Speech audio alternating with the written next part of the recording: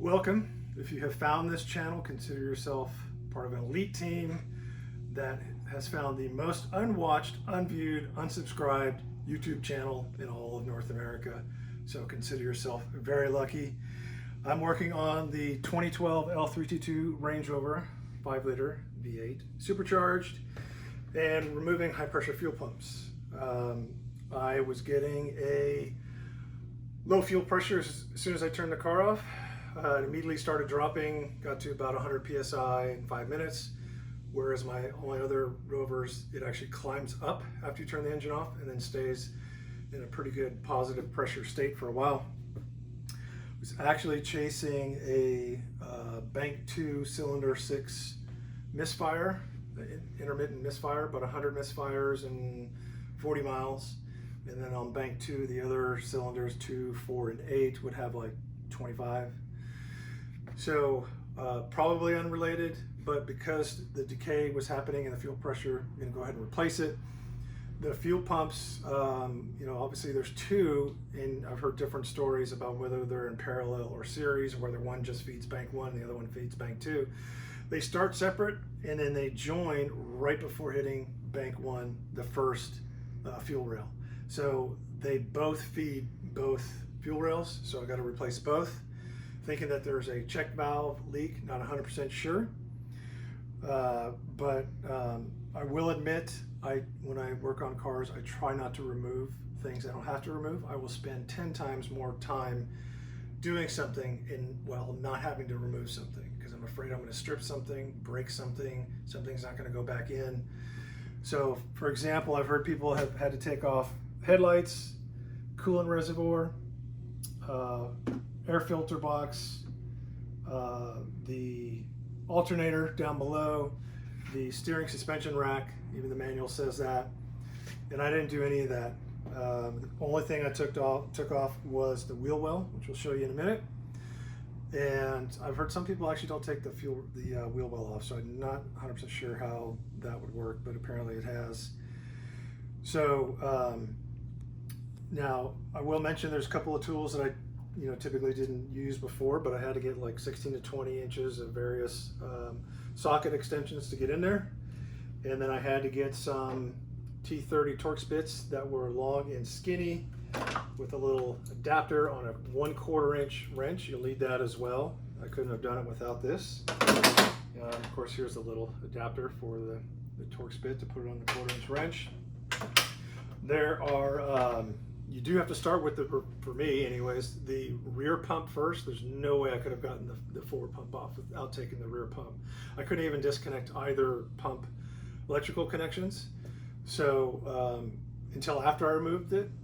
But one thing I will say is before you use these tools that give you the length advantage, make sure your forearms in this case, aren't so massive you can't fit it through the spaces, which I'll show you in a second. But definitely start with the rear one first. Take it off. The fuel rail line that comes down to the top of the high pressure fuel pump. Unfortunately, there's two Hate My Life bolts. There's one Hate My Life bolt, T30. No, it might even be T40. Right below the valve cover, and that one I could barely get. There's one further down, which is above this still, that I couldn't get at all. So when I had these two bolts removed, I thought it was going to come straight out. You've got your cam follower right here that goes inside the engine bay. It's got the recess that my thumb is in.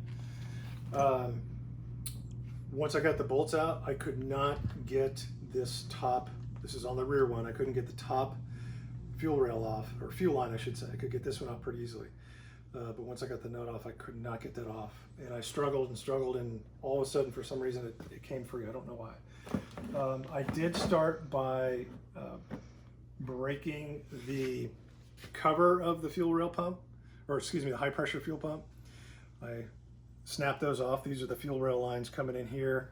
This is to keep it quiet, and also I've heard people say to keep it warm. I don't know why you would need fuel to be warm. I don't think you need the engine down there to be warm. I think it's really just for noise. If it doesn't stay on, I can't imagine it's that noisy. So if you come down here, as a reminder, make sure you can reach everything before you actually attempt to take it off. I do have a question on this, if anybody knows. I've got every feature in this car, and for some reason I've got this connector here that has, it doesn't even seem to have pins in it. It doesn't look like it. It's just got a blue,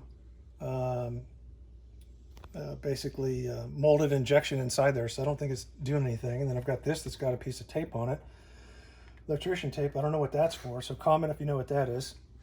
I do have the antenna here that was free and loose, so I didn't take it off the wheel well liner. So anyways, just real briefly, I'll kind of show you what this looks like if you haven't done it before. I'll try to get, it's not the easiest. I filmed this with a camera on my head the whole time, and none of the video came out because it was blocked by everything. But you can see the fuel pump on the left removed. On the right, the electrical connector is blocking the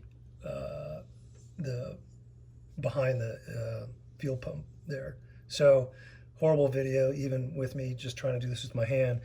But notice that when you film, or sorry, not when you film, when you take it apart, you've got to sometimes come up from underneath here, sometimes through here, sometimes through here, sometimes below from here. That's where I used the 1/4 inch, but that was the only way to get to it.